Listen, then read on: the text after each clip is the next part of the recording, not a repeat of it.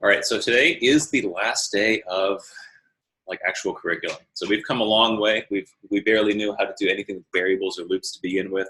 And then now we're building full stack applications with Django running as an API, as evidenced right over here. We deployed it too, so it's now lives on the web. And today we're going to create a React front end for that. We're going to connect it to the API that's already been deployed, and we're going to have those two basically talk to each other. And this is something called microservices. We'll talk about that real quick. So if we take a look at this, this is generally, let me load up this picture.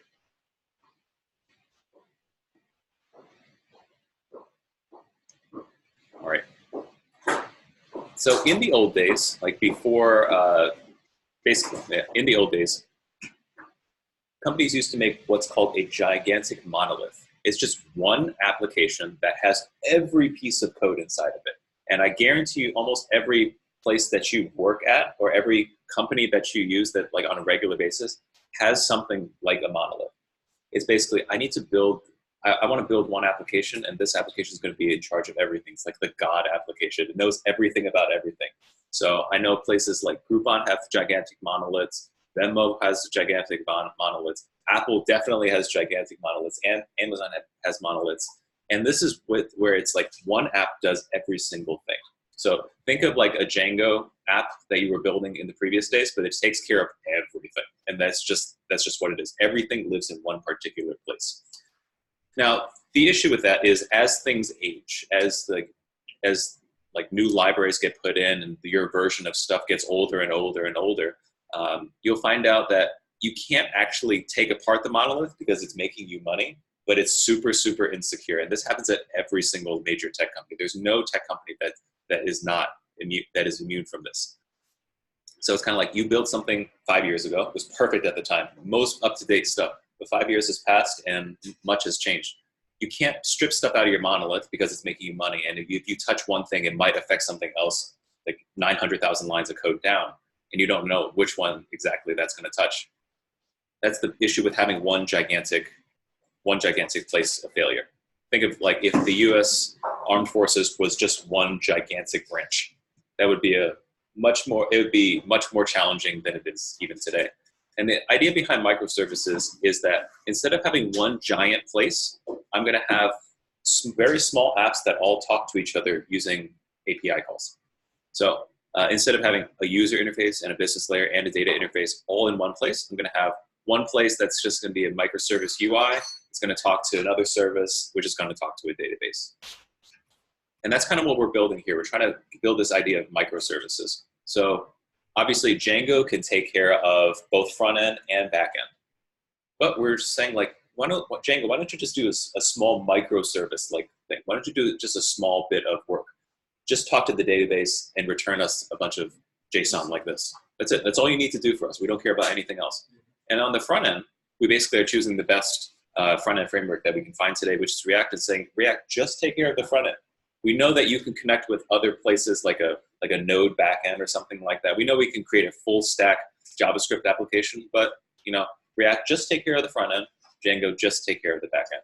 We did this back end yesterday, and let's take a look at the lines that Justin put in. So we got pukers, like, is that a cat name or a dog name? That's your name.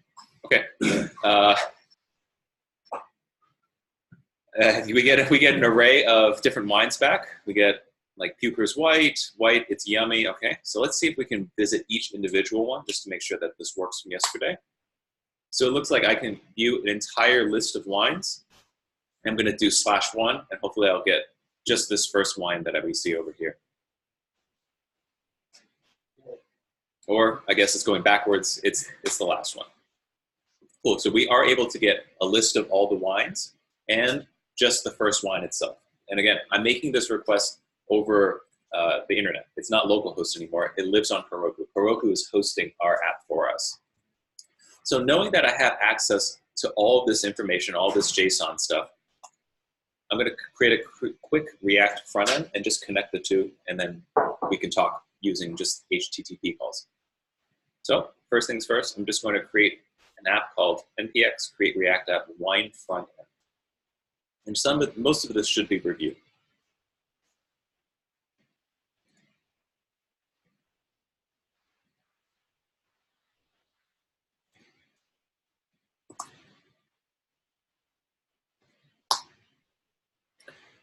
so I'm reaching out to NPM, telling them to create a React app called Wine Frontend.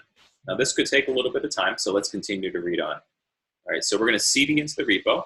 We're going to open it up, and we're going to get React Router to take care of routes for us. Again, a lot of this is directly translated from news site, and I just kind of brought the bits and pieces that we're going to need. So we're going to install React Router DOM, React Bootstrap to make something look a little bit nice, and then React Bootstrap table. And then we're going to install everything else. And then we're going to overwrite app.js. What was it like yesterday going from, React for a couple weeks back into Django? It's a brain scramble for sure, but did it come back pretty quickly? And I think that's something I do want to point out. You're going to be working in different languages and different frameworks, and the one that you learn in here might not be the one that you learn at work, might not be the one that you use at work. So I learned Ruby on Rails 5 years ago, almost 6 years ago at this point, and I used Ruby on Rails for a very long time. I didn't know Django going into Venmo, but it's so close to, like, there are things that are so closely resemble Rails that I was able to translate pretty quickly. And that's what you're going to be able to do here. You're going to recognize different patterns that are within Django and within React, and it's just like a different implementation, but it's the same thought process underneath the hood. So I've CD'd into Wine Frontend. I'm going to open up everything. So over there. I'm going to open up everything inside this current window of VS Code. And I've got everything right over here. So first things first, I'm going to just run through this, installing React Router DOM and saving it, installing React Bootstrap and saving it. I know, I typed it in. Yep. Creating the React Bootstrap table and saving it. I'm just kind of like running it all at once. It'll catch up one day. And finally, I'm just going to install everything else. Now, as we wait the next 45 minutes for this thing to install, let's take a look at app.js. We know that app.js is pretty much the entry point into our React app. Let's just go line by line so we have an idea of what's going on. Remember, I'd like to put all the external libraries, like the things from the node modules up at the very top, and the things that I'm writing myself right underneath them. So I'm bringing in the React and the component library from React NPM.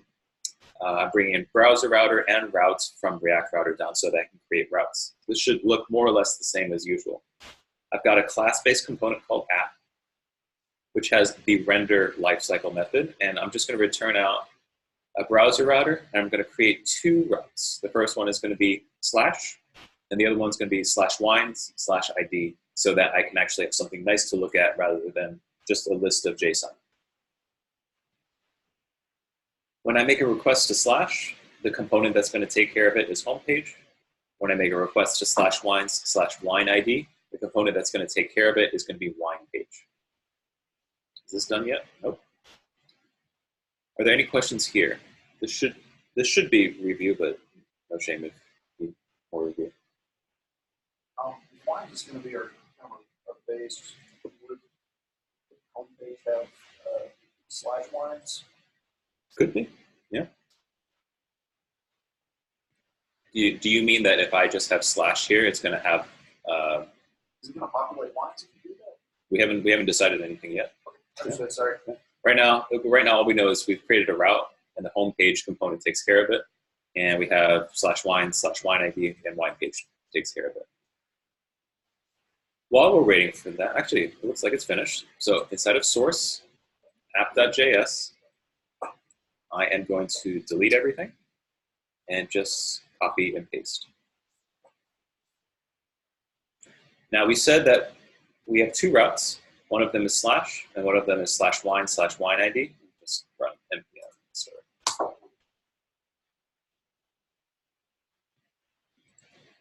So what's the first thing that I need to do?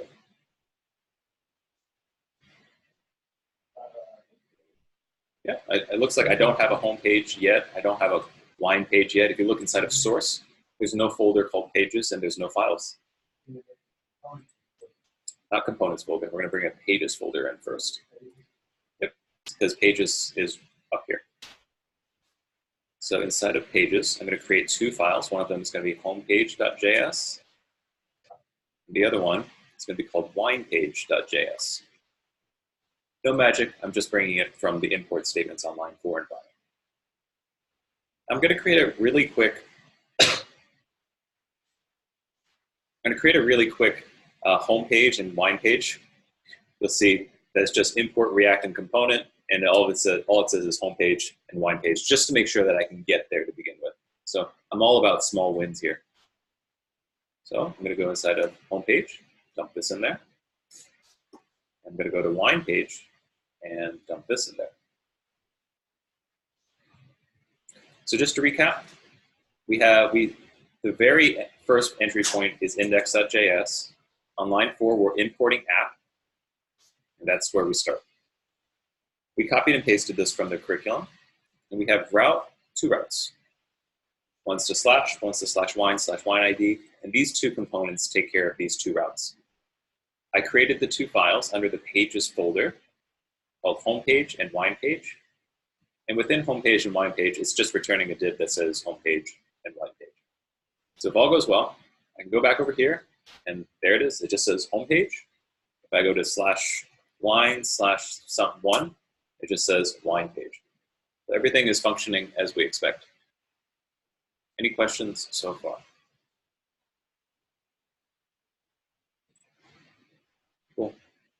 All right, so just like when we were creating our news site, when I visit slash, I want to get a list of all the articles. Now I want to get a list of all the wines. So what we're going to do is we're going to create a file called API/wineAPI.js. Kind of like, remember we did, what was it, articles API? I think that was what it was called. So same thing, we're going to create an API folder, and inside there we're going to talk to all the wines. So inside of source, create a folder. It's called API. Within API, I'm going to create something called wine API or wines API? Wine API.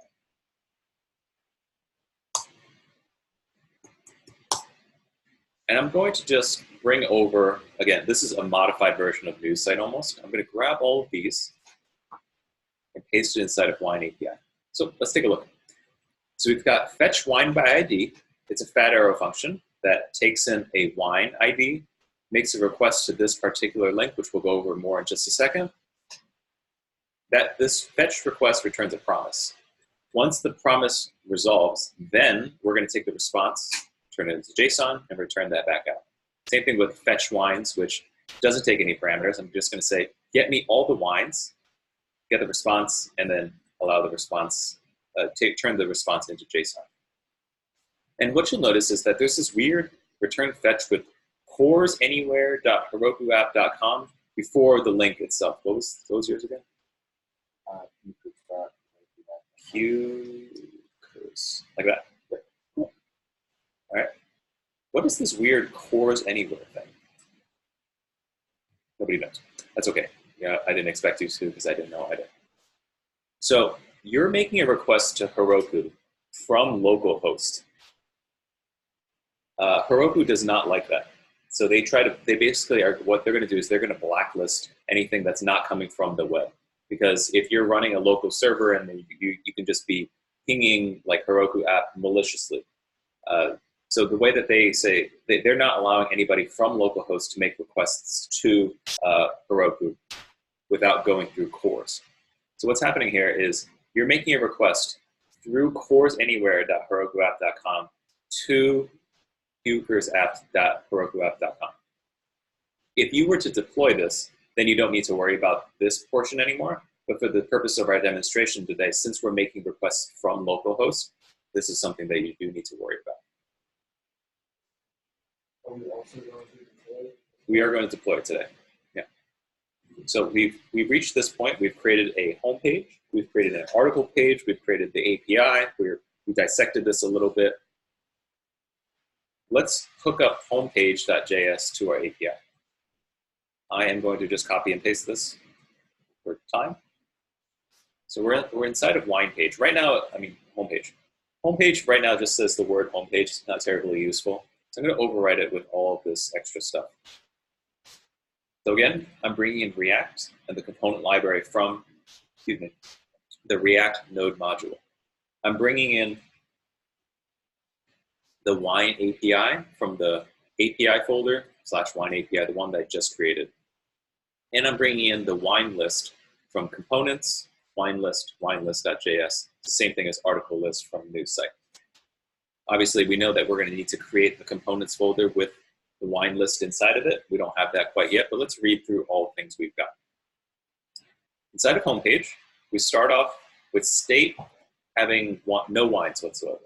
That makes sense, right? Like when I first load up the homepage, I haven't made a request to the API quite yet. So wines is equal to an empty array.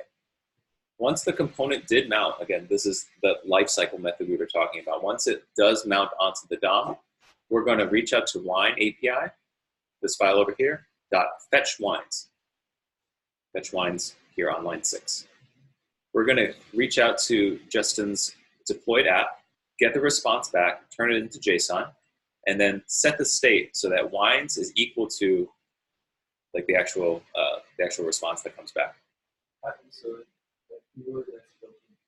Which one is? Nope, I can call this whatever I want. I call this API response JSON because it's descriptive. It's the JSON version of the API response, but I can also call this literally anything. You define it yourself. I mean, because it's just there inside the S3 expression. So by doing it that way, technically we can do it. Okay, so inside those, unless you're very Latin front line constant plan, it exists in the Oh, I didn't know that. Let's not worry about that for right now. It's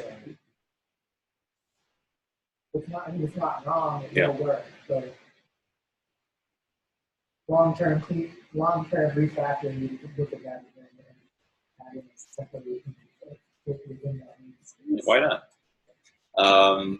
Okay, but for right now, we can clean this one up a little bit later, but let's just continue on for right now. So again, I'm making a request to wine API, I'm making the fetch wines request, getting that response, saving it here, and setting the state so that wines is actually equal to the API response rather than just an empty array. And then on the render, again, render is a lifecycle method that happens after component did mount. I have all wines again, and with a wine list right underneath it. Now, if I go to wine list, if I just go to the home page right here, it blows up because it says, I could not find components, wine list, wine list. Makes sense. I haven't actually declared that yet. All I did was create the API, but there's also a wine list component that I haven't done yet. So I'm going to just go here, create my components folder. Within that, it looks like I'm creating another folder called wine list. And within that, I'm going to have a winelist.js file, winelist.js.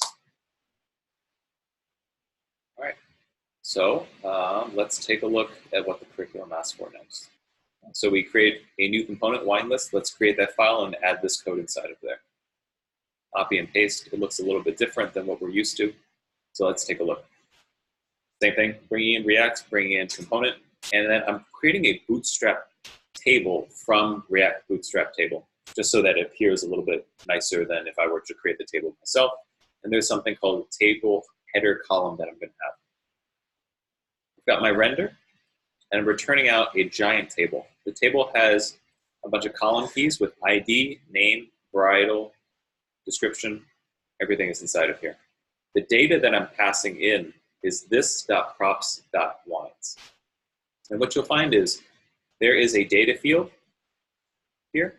So what's happening is from homepage, I pass in a prop called wines, which is equal to this.state.wines. By this point, it is hopefully populated with something. So once I pass down wines from homepage into wine list, I can access it using this.props.wines on line 8. It's saved as data, and then Bootstrap template takes this data and basically can, using this data field over here, can basically map over each individual one and find its name, its price, and its varietal, and its description, which comes from the API. So let's take a look to see if this works.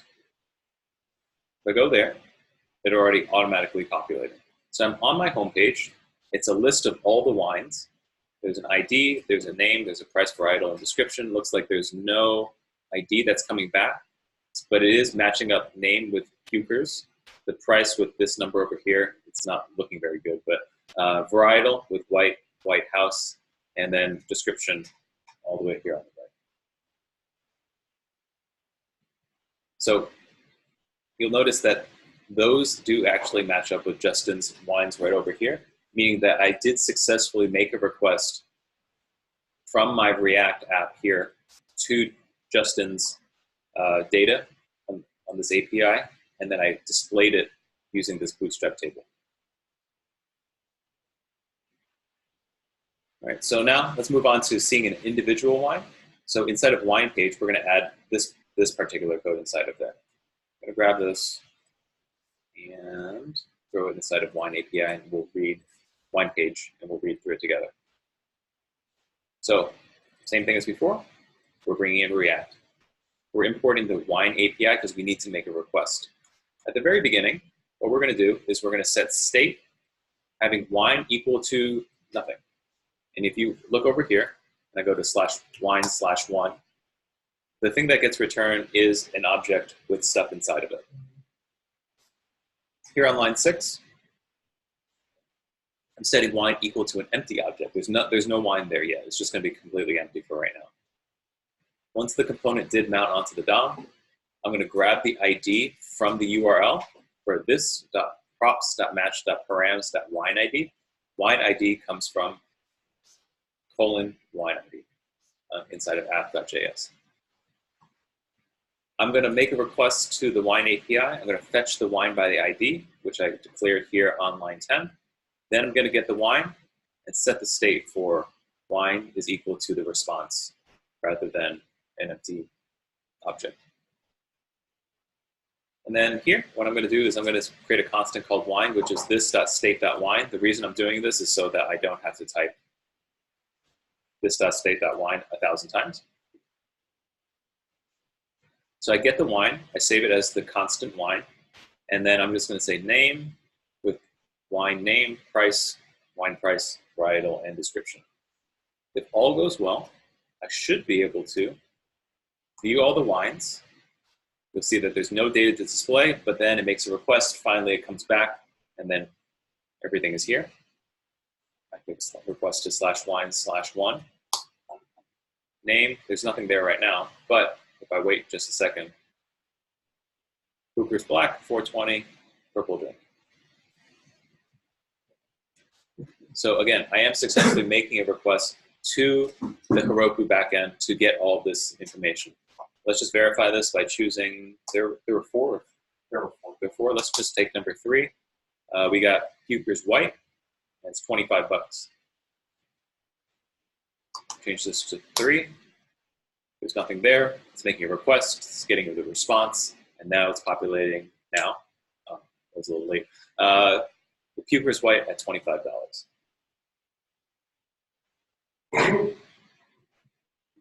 All right, finally, let's create a form to add a new wine, because right now it's like we're just reading stuff from the database, but we're not actually writing anything to the database.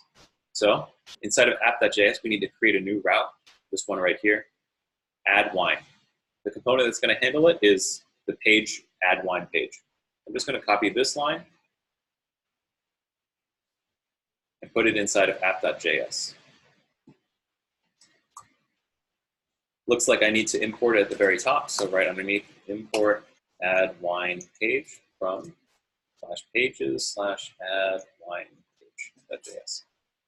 These .js are optional, but I sometimes put them in there, sometimes I don't. And then inside of pages, I will put in add wine page.js and copy pasta from over here. Actually, let's do this first. I'll grab this particular method, go inside of wineapi.js, and add it to the very bottom. And then I'm going to also export it, add wine. So let's take a look. This is the same thing as add article from the news site. What I'm doing is I'm creating a method called add wine. It takes in a wine object, so like an object of, like I'm going to create a form. I'm going to grab all that stuff and save it inside of wine object. Then I'm going to make a request. Same thing, because I'm making a request from localhost. I'm going to make a request using cores anywhere. I'm going to make a request to pupers.herokuapp.com/wines. And if this was set up correctly yesterday, I'm going to send over JSON. It's going to be a post. I'm going to send that as a stringified JSON object. Same thing as add article. And at this point, I'm going to go inside of add wine page. It's currently empty. Just going to copy paste and take a look to make sure that we understand everything.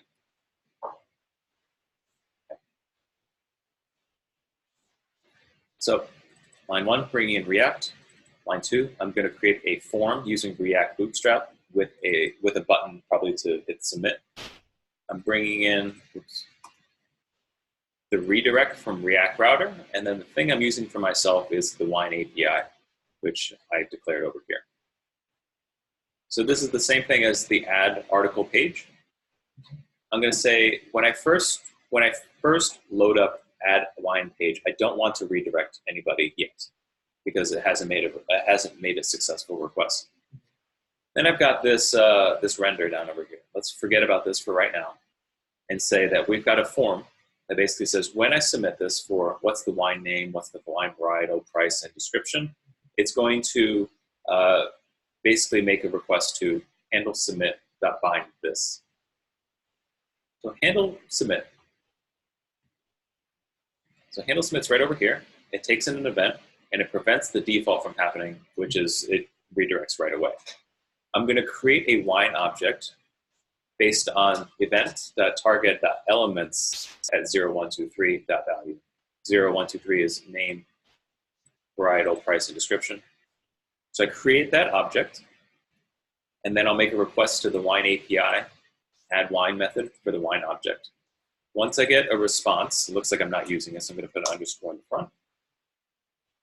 Then I'm going to set the state of redirect to true. Once I get a response of any sort from wine API, I'm going to take that response and basically say, now that I've made this request, let's redirect them back to the home page so that we can see that actual, so that we can actually see what they're doing. Inside of render here, I'm deconstructing the redirect state right here. I could also just do if this.state.redirect instead of doing line 24, but I want to be a little fancy today. I put this on line 24. So I've got redirect, which deconstructs this.state. And what that means is I'm looking inside of this.state.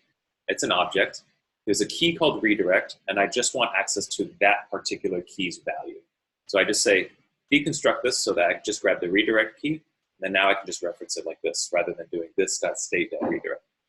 And what this check is going to do is say, if this.state.redirect is true, then I'm going to redirect you to the home page. Otherwise, I'm going to return this thing. Let's see if this works. All right, I'm going to go to /add wines. That doesn't exist, add wine. And I've got this form right over here. It's a form. Let's say I like May. I don't even know how to spell. Is it C-R-I-S-T-A-L? C-R-I-S-T-A-L? Okay. Well, that's champagne, right? Yeah. Actually, let's just look it up. Crystal. Oh, this thing is really expensive. Crystal wine.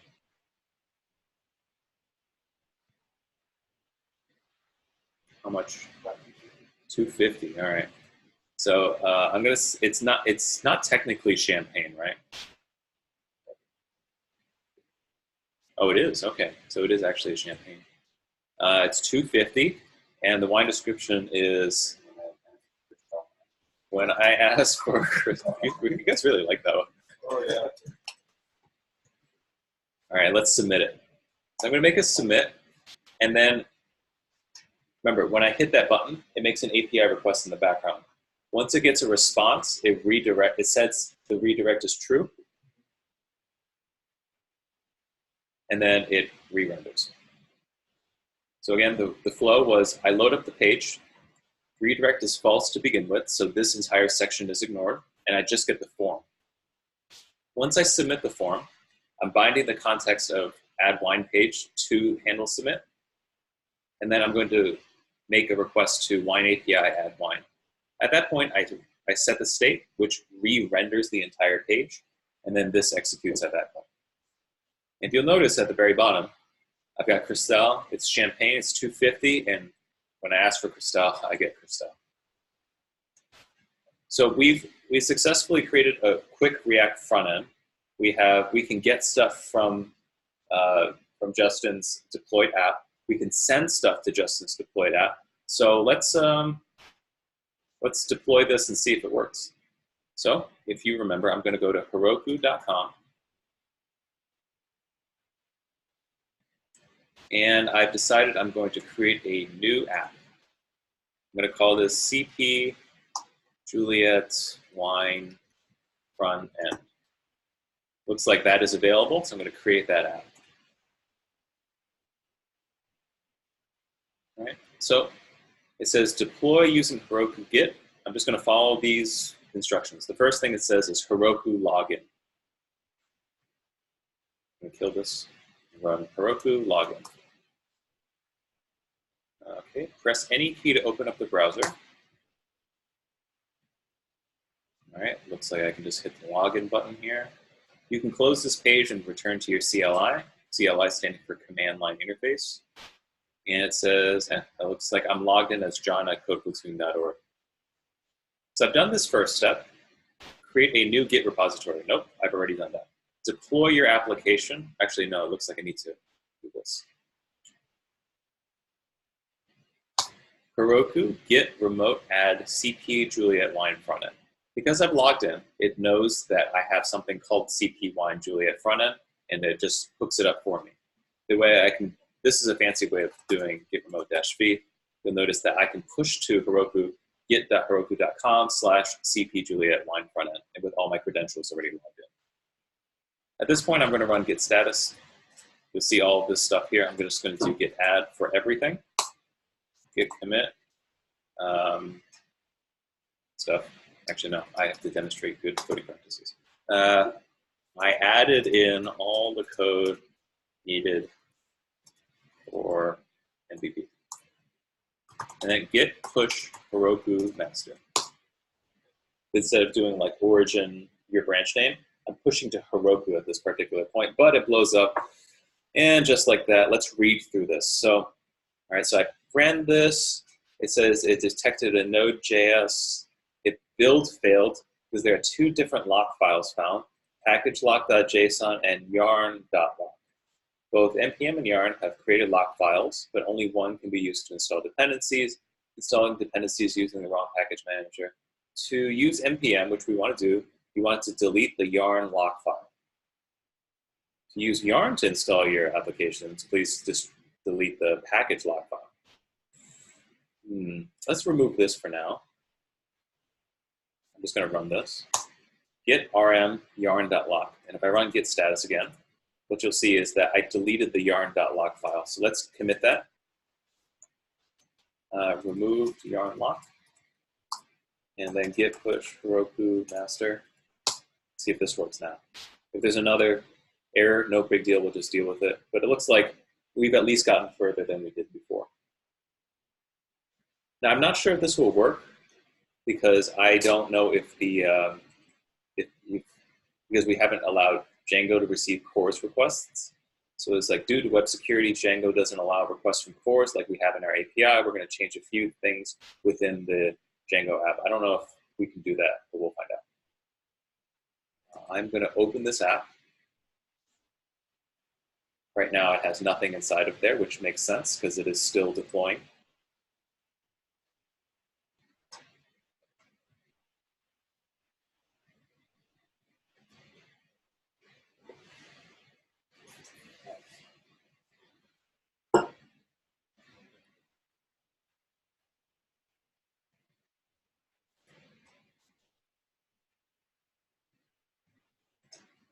Anybody have any good recommendations for New York?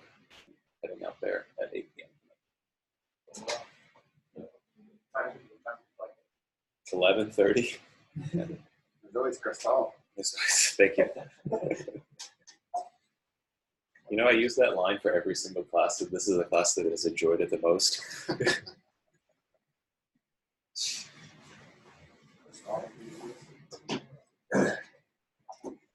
I had Dom carry on. So my second job, I got the job through a platform called hired.com, which is like a modern day like recruiting agency. I don't pay them any money, but my company had to pay them 20% of my starting salary. And as a result, they pass on, like, they gave me like a bonus for like getting a job with them. And they also gave me a bottle of Dom Perignon champagne. It's gross. It's not very good. Maybe I'm just not fancy enough to understand it, but I drank it. I was like, this is terrible. I don't know why people like this. And I found it at Binny's for like $200. I was like, why would anyone buy this? Anyway, let's take a look. So we've deployed it successfully. It says that it's ready for use. And I'm going to visit this now and see if there's anything that comes up. Wait for it. Let's see it. But just in case that this is not set up yet, because obviously you haven't done this today's work yet. Oh, actually, it looks like it works already. Awesome. So I have got cpjulietwine-frontend.herokuapp.com. This lives on the web now. It's not actually localhost anymore at all, which is really nice. So if I go there, maybe I can go to wines/2. And we have, it's empty at first, but then we get that same one over here. Let's go to the fifth one because I added one. There's that Cristal Champagne 250, and when I ask for it, I get it. I'm going to have go to add wine, see if this works. So Dom Perignon, 2 champagne, $200, gross. And press submit. Takes me back over here, and there it is. If I go to /wines/6, it is right there. And this is online now, so anybody can visit this website. So remote, if you want to, if somebody from remote can go to this particular link and add one, we can see it at a later time. And that's pretty much it. How do people feel about this and where we've come from so far? So I got a random question. Mm-hmm. So when we're deploying an app like this, yep. Will we do it in typically do it in separate Heroku instances? Yes. Okay. Yeah. Because the question was, this is a fully separate application. The Django API is literally just taking care of database calls, and the front end is literally just taking care of what's being displayed on the actual page itself. But yeah, so they're going to be two different things talking to each other. Both applications 100% exist on the web. Yes. And the database that Django provides also exists. So Django connects to a Postgres database. Right. The Postgres database is hosted by Heroku. And all this underneath the hood you don't need to worry about because Heroku is taking care of all of that for you. Yep. You can update your Django app. Just like GitHub, you can update anything that you want on your application, but instead of git push origin, which goes to GitHub, you're going to do git push Heroku master. Sure. I don't know if there's a way for this. Every time you push to GitHub, automatically. Yes. Yeah, so you might find it to be kind of annoying if you're like, okay, I am going to, let's say you're doing your individual project. You have React on the front end and Django on the back end. Like, do I really have to push to Heroku to see the changes, and then I have to push to GitHub to actually get the code updated on so I can get credit for it? There is an automated way of doing that. So let's take a look at, I think it's called Pipeline. Yep. So I think it's right over here, add this app to a pipeline. So essentially what you're going to do, I'm not sure if this is the exact one. Oh, actually, it's right there. Connect to GitHub. Just click on this, connect to GitHub. It'll basically ask you to authorize Heroku to read some of your GitHub org it'll basically ask GitHub to authorize Heroku to read some of your applications. And basically from there, what's going to happen is whenever you push to GitHub and there's an update on master, it'll automatically deploy to Heroku so that you only need to push to one place and then everything else is taken care of. How do you do like test server simulation, like new implementation of the software without? Sure. Yeah, the question was, like, let's say I want to make a change to this, but I don't want to make it publicly available. So unfortunately, or fortunately, inside of the line API, instead of making requests to this CORS anywhere, I might just have 2 lines. I'm going to comment this one out, and I'll just say like HTTP localhost. I'll choose a different port number because React runs on 3000. I might do like 3001 /wines/wine ID. So it's like when I'm doing development on my machine and I'm running, my machine is both running the Django and the React apps, I'll have 2 different ports. So I'll have Django running from 3001, I'll have React running from 3000, and then I'll comment out this particular line which talks to production, and then I can make a request here. Would it make sense in that case to start at the very top of the whether or not you're in development, and then use that to determine which line you run? Correct. Yeah, that's another way of doing it. This is a super low-tech way of doing it. There's another way of doing it where, based on the environment that you're in, so if you're in development, if it's not a production environment, then I'm only going to be making requests to this particular URL. If I'm in a production environment, meaning it knows that it's in Heroku already, then I'm going to be running this particular one. So there's a way to set that one up as well. But this is a super low-tech way. Any other questions?